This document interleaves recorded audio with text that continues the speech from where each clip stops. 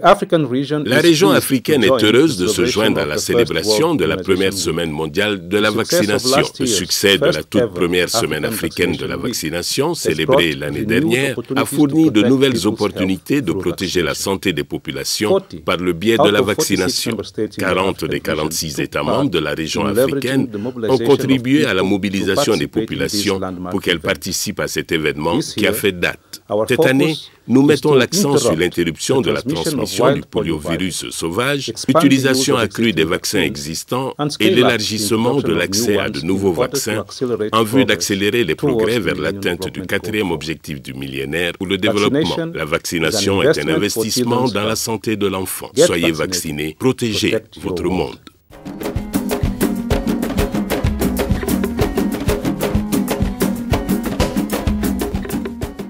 La vaccination est une arme puissante et efficace pour prévenir la transmission des maladies infectieuses et virales et réduire les risques d'épidémie.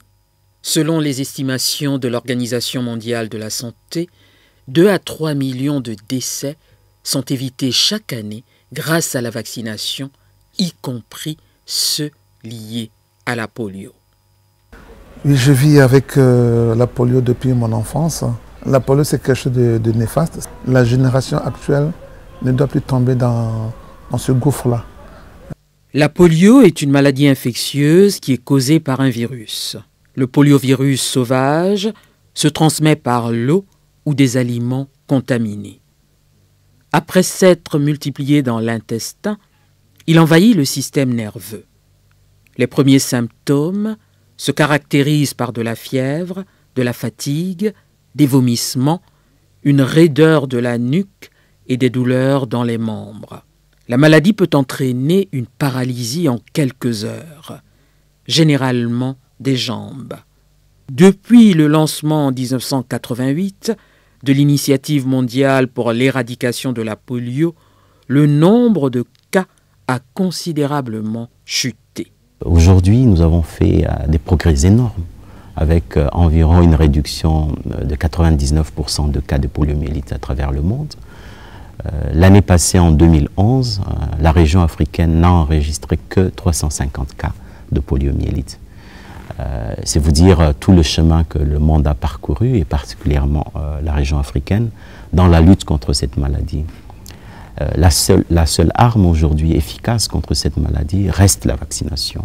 L'Organisation mondiale de la santé recommande que la vaccination contre la polio ait lieu à la naissance, puis à 6, 10 et 14 semaines. Néanmoins, des doses supplémentaires peuvent être administrées si nécessaire. Destinée avait 4 jours quand nous l'avons rencontrée. Dès sa naissance, elle a été vaccinée contre la polio. Il est très nécessaire de faire vacciner nos enfants. Parce qu'ils sont les plus fragiles, les plus faibles. En faisant vacciner les enfants, nous les protégeons contre plusieurs maladies. À l'instar de Destinée que ses parents rêvent de voir grandir en bonne santé, des milliers d'enfants de moins de 5 ans sont vaccinés chaque jour contre la polio. La Semaine africaine de la vaccination est une opportunité majeure pour accélérer le processus d'éradication de cette maladie. Suite au succès enregistré l'année dernière, la 2e Semaine africaine de la vaccination, du 23 au 28 avril 2012, est placée sous le thème « Un enfant non vacciné est un enfant non vacciné de trop ». Donnons le coup de grâce à la polio. Utopie ou réalité? Qu'il s'agit d'une réalité, parce que lorsque vous voyez les progrès qui ont été réalisés par rapport aux autres années, le Nigeria, qui est le seul pays endémique, a réduit de 95% le nombre de cas de poliovirus sauvage. Et puis les autres pays où nous avons encore la circulation du poliovirus sauvage, je parle de l'Angola, la République démocratique du Congo, le Tchad, tous ces pays-là ont des plans d'urgence qui sont appuyés par les hautes autorités du pays. Les chefs d'État eux-mêmes se sont engagés à interrompre la transmission du poliovirus sauvage dans leur pays avec des ressources conséquentes. sans parler de l'appui, bien sûr, de la communauté internationale qui continue. La Semaine africaine de la vaccination est une initiative coordonnée par le Bureau régional de l'OMS pour l'Afrique et mise en œuvre par les pays. La priorité est de renforcer les programmes nationaux de vaccination en accroissant la couverture vaccinale et l'administration des vaccins nouveaux et existants, tout en renforçant la prestation des services dans les zones difficiles d'accès.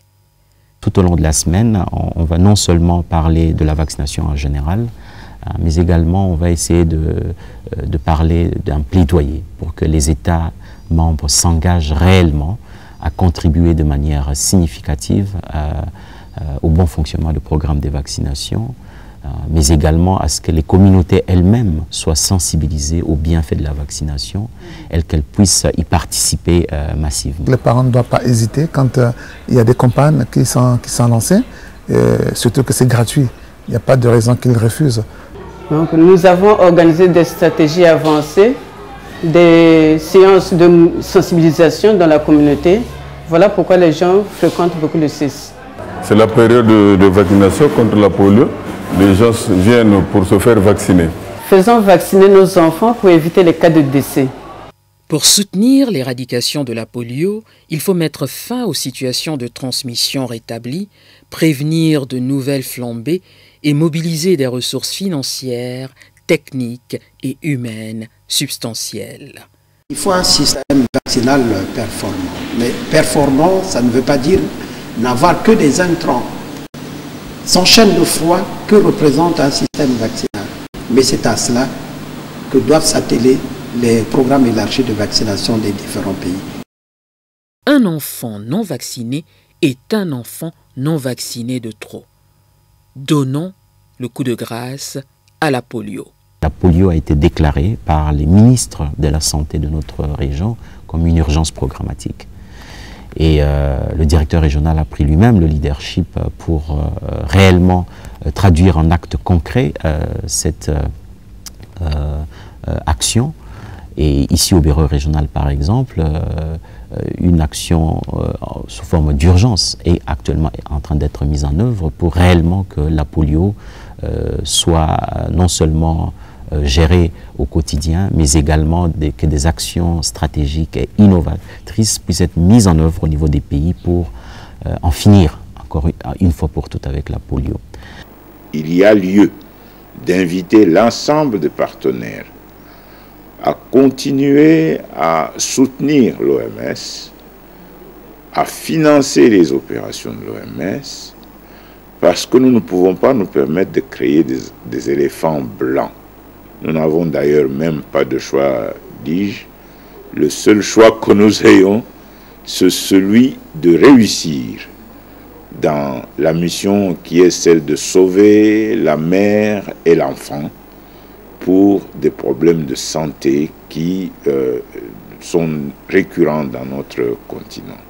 Tant qu'un seul enfant restera infecté par la polio, tous les enfants risqueront de contracter la maladie.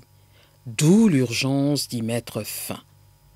L'éradication de la polio offrira des avantages sur le plan humanitaire. En outre, elle permettra d'économiser au moins 40 à 50 milliards de dollars au cours des prochaines années. Les perspectives, bien sûr, ça sera de continuer à appuyer les pays à mettre en œuvre les initiatives qui sont en cours, notamment la mise en œuvre des 5 composantes de l'initiative Atteindre chaque district.